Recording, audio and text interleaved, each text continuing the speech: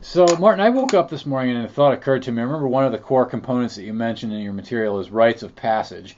Now, would you say that rites of passage is something that happens on a one-time basis when a boy matures into a man, or would you say that it's something that has to have a recurring Well, component to it? there's several components. I want to be open to all possibilities of how this work can get done. The big thing is, traditionally, there was a moment in time where the rites of passage occurred.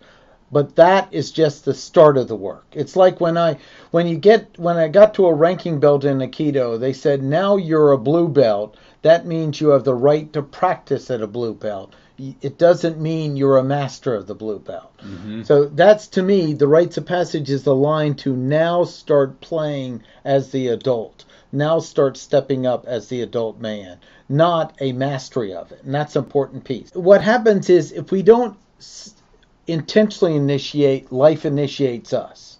Yeah. Okay, to some degree. And usually it doesn't work out as well.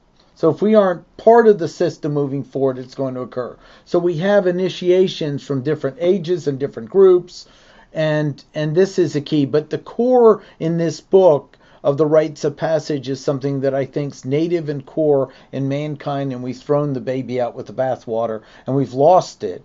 And I don't care what method you use to piece it together. Just notice it's missing. If it does, you'll know. It's like in your guts. You'll know that piece is missing. And then how are you going to create a scenario in your life that starts building it? Yeah. So it's two pieces. The event, the support, and then what is the next initiatory event in life. And the more you move into it intentionally with it, the more it seems to be more productive than just a passive floating through time and then something happens to you. In the first men's weekend I went to, I remember getting on the plane and noticing I moved from a space of feeling like a part of me was a little boy in a man's body, and it switched from feeling like I was a man with a lot of maturing to go. You see, that the difference isn't like, oh, we're done. It's now I'm standing in a different space to work on myself. Mm-hmm. And that's, to me, what the transitions offer us, is that component. I remember hearing a story someone told me about. Apparently, there was an engineering school where a metalsmith an apprentice, had to polish the surface of something to perfection. And if the master didn't like it, he would take it and smash it, and you'd have to start all over again.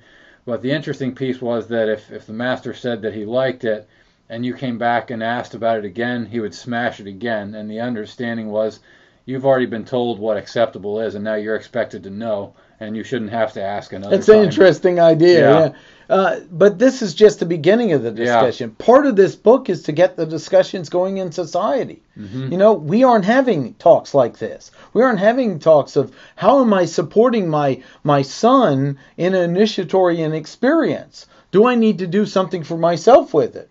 So this is the beginning of the start. So this is a great question. Let's get some more. Thanks. Okay.